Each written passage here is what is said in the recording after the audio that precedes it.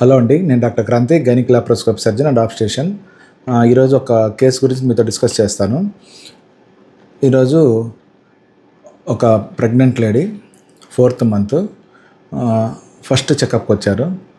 వాళ్ళకి స్కాన్ చేసాము. స్కాన్ చేస్తే వాళ్ళకి న్యూరల్ ట్యూబ్ డిఫెక్ట్స్ అని వచ్చింది. ఈ న్యూరల్ ట్యూబ్ డిఫెక్ట్స్ అనేది ఏంటంటే, న్యూరల్ ట్యూబ్ డిఫెక్ట్స్ అనేది బేబీ డెవలప్మెంట్ స్టేజ్లో న్యూరల్ ట్యూబ్ అనేది ఉంటుంది. ఆ న్యూరల్ ట్యూబ్ అనేది క్లోజ్ అయిపోతుంది. ఈ క్లోజ్ అయ్యి ఈ న్యూరల్ ట్యూబ్ నుంచి బ్రెయిన్ అనేది, స్పైనల్ కార్డ్ ఫామ్ అవుతుంది.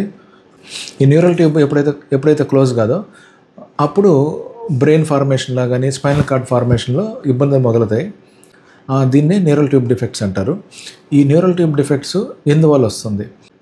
ఇప్పుడు ఆ ప్రెగ్నెంట్ లేడీకి ఆ బేబీ గ్రోత్ సరిగ్గా ఉండదు కాబట్టి, గ్రోత్ ఉన్నా కానీ డెలివరీ అయిన తర్వాత బేబీ చనిపోయే అవకాశాలు ఉంటుంది.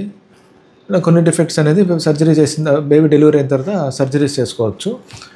కాబట్టి ఈ అమ్మాయికి మనం అబార్షన్ చేయాల్సి వస్తుంది. ఈరోజు నేను ఈ న్యూరల్ ట్యూబ్ డిఫెక్ట్స్ ఎందుకు వస్తుందో మీతో డిస్కస్ చేస్తాను. ఈ న్యూరల్ ట్యూబ్ డిఫెక్ట్స్ అనేది మెయిన్ ఫోలేట్ అంటే ఫోలిక్ యాసిడ్ డెఫిషియన్సీ వల్ల వస్తుంది. దీన్ని విటమిన్ B9 అని అంటారు. ఈ ఫోలిక్ యాసిడ్ తక్కువ ఉండడం వల్ల న్యూరల్ ట్యూబ్ డిఫెక్ట్స్ వచ్చే అవకాశాలు ఉంటుంది. ఇంకా దీంతోపాటు మదర్కి ఏమన్నా డయాబెటీస్ ఉన్నా కానీ, లేకపోతే వేరే ప్రాబ్లమ్స్కి ఏమన్నా మెడికేషన్స్ వాడడం, దానికి ఏంటంటే షీజర్స్ అంటే ఫిట్స్కి కానీ, ఇంటెస్టైనల్ ప్రాబ్లమ్స్కి సీలియాక్ డిజీజ్ అంటారు, లేకపోతే కిడ్నీ ఇబ్బందులు, కిడ్నీ సమస్యలు ఉన్న వాళ్ళకి డయాలసిస్ చేస్తుంటారు.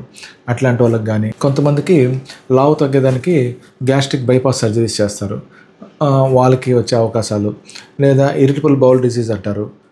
వీళ్ళకి ఈ neural tube defect, folate deficiency తక్కువ అయ్యి న్యూరల్ ట్యూబ్ డిఫెక్ట్స్ వచ్చే ఛాన్స్ ఉంటుంది.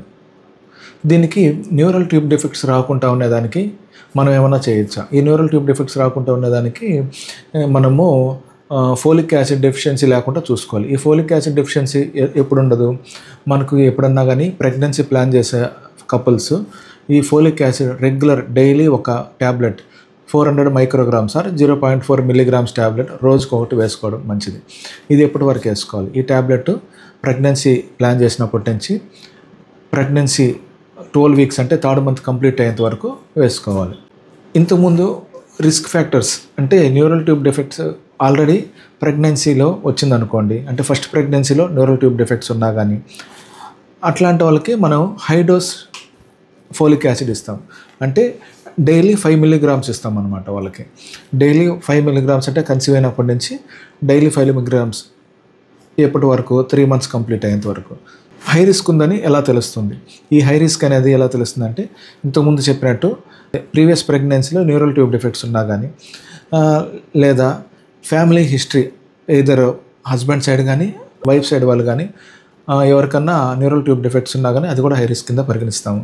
ఇందాక చెప్పినట్టు ఏమన్నా మెడికేషన్స్ వాడే వాళ్ళకి కానీ, లేకపోతే షుగర్ డయాబెటీస్తో బాధపడే వాళ్ళకి హై రిస్క్ అంటాం.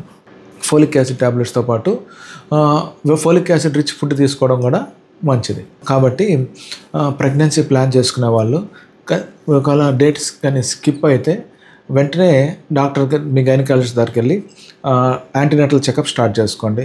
కొంతమంది 3rd మంత్లో వెళ్దాంలే అనుకుని దాన్ని పోస్ట్పోన్ చేస్తారు. అలా చేయడం వల్ల ఏమన్నా మనకి ఫస్ట్ 3 మంత్స్ అనేది ఫోలిక్ యాసిడ్ తీసుకోకపోవడం వల్ల బిడ్డకి న్యూరల్ ట్యూబ్ డిఫెక్ట్స్ వచ్చే ఛాన్స్ ఉంటుంది. కాబట్టి మనం ఫోలిక్ యాసిడ్ డెఫిషియన్సీ కాకుండా దాంతోపాటు కన్సీవ్ అయిన తర్వాత వెంటనే డాక్టర్స్ చెకప్ చేసుకోవడం వల్ల కూడా మనకి న్యూరల్ ట్యూబ్ డిఫెక్ట్స్ రాకుండా అరికట్టచ్చు. ఈ టాపిక్ అర్థమైంది అనుకుంటున్నాను. మరి ఇంకేమన్నా మీకు దీని గురించి డౌట్స్ ఉన్నా కానీ కింద కామెంట్ చేయండి, నేను తప్పకుండా రిప్లై ఇస్తాను. ఇంకా దేని గురించన్నా మీకు టాపిక్ చేయాలనుకున్నా కానీ నన్ను అడగండి, నేను తప్పకుండా దాని గురించి టాపిక్ చేస్తాను. మరిన్ని టాపిక్స్ కోసం ఛానల్ లైక్ చేయండి, షేర్ చేయండి, సబ్స్క్రైబ్ చేయండి. Thank you.